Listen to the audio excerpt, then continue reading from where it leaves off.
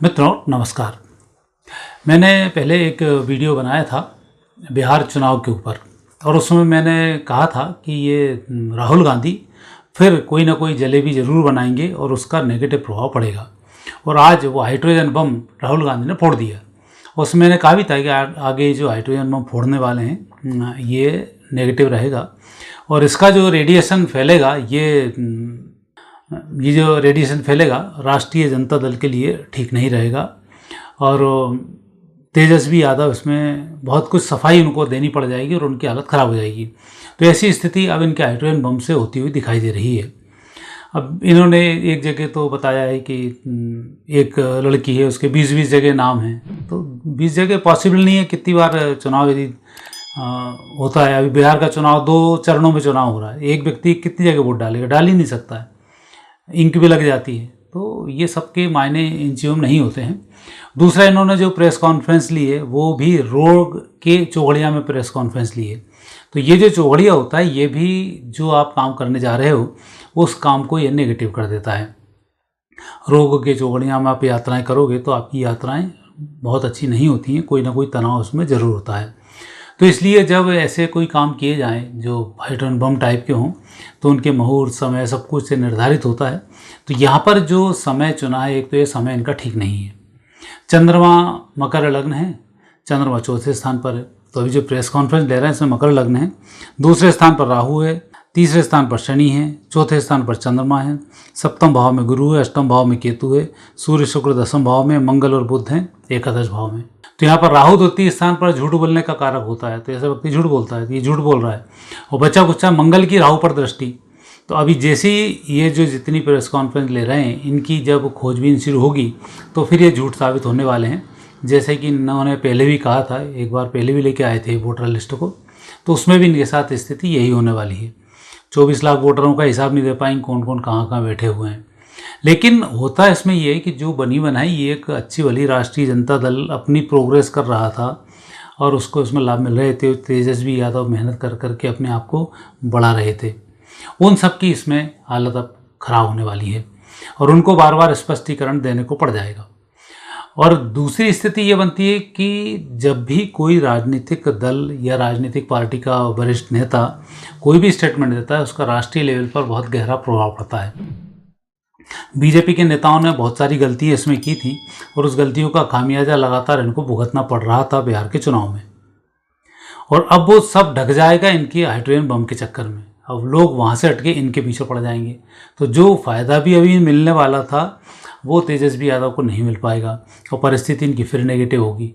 और जितने भी ये ले लेके आए उठा पटक करके, उसमें मैक्सिमम रूप से मुस्लिम लोग ज़्यादा हैं और उन्हीं के ऊपर ये टारगेट है कि बांग्लादेश से आए हैं, कहाँ से आए हुए हैं, फिर उन्होंने अपने कार्ड को बनाया है। वो बात रख रहे हैं हरियाणा की, चुनाव हो रहे हैं बिहार में। तो ये जो इन्हें समय सिस्टम चुना गया ठीक नहीं था और यही संकेत हैं कि बीच में खबरें खूब उड़ी राहुल गांधी चुनाव से नादारत हैं। तो निश्चित रूप से वो इसी की प्रैक्टिस कर रहे होंगे कि कैसे बम को फोड़ना है, कैसे बम का विस्फोट करना है, कितनी अंग्रेजी बोलनी है, कितनी हिंदी बोलनी है। तो ये जो सब बातें हो रही हैं ये इनकी अभी के जो समय है, जिस समय में ये प्रेस कॉन्फ्रेंस कर रहे हैं 5 नवंबर को 1 बजे से इनकी प्रेस कॉन्फ्रेंस शुरू हुई, तो उसमें मकर लग्न आया। दूसरा, राहुल गांधी की खुद की जो लग्न है वो भी मकर लग्न है। मकर लग्न में राहु यहाँ भी द्वितीय स्थान पर है। तो ये राहु भी झूठ बोलता है, सबको पता है, पूरे भारत को कुछ तो भी बोलना शुरू होता है। ये राहु द्वितीय स्थान के कारण होता है और प्रेस कॉन्फ्रेंस भी इसी समय में ले रहे हैं, यहाँ भी यही है। शनि हैं चौथे स्थान पर, बुध हैं पंचम भाव में, सूर्य बुध छठे स्थान पर, शुक्र हैं सप्तम भाव में, केतु हैं अष्टम भाव में, गुरु हैं दसम भाव में और चंद्रमा है एकादश भाव में। तो अभी जो इनकी ग्रह स्थिति बन रही है उसके अनुसार भी शनि बहुत अच्छी पोजीशन पर नहीं है। पंचम शनि है, पंचम शनि पूर्व जन्म का कारक भी होता है, कई प्रकार के दोषों को भी बनाता है।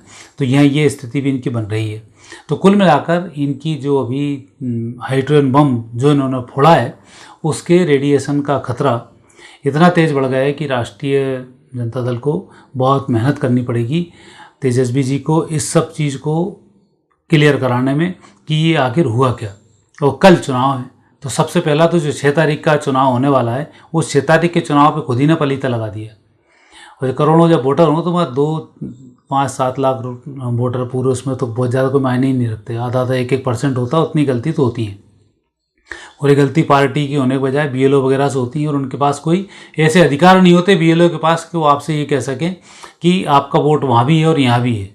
यदि पूछेगा आपका वोटर और कहीं भी है क्या, उसने मना कर दिया, तो बीएलओ की उसको मानेगा और उसको आगे बढ़ाएगा। बीएलओ के पास कोई अधिकार ही नहीं होता है, उसको तो लिखना है और करना है। वो जब पूरी लिस्ट बनती है तब फिर सारी चीज़ें सामने आती हैं, वो तो खैर मामला कोर्ट का आएगा।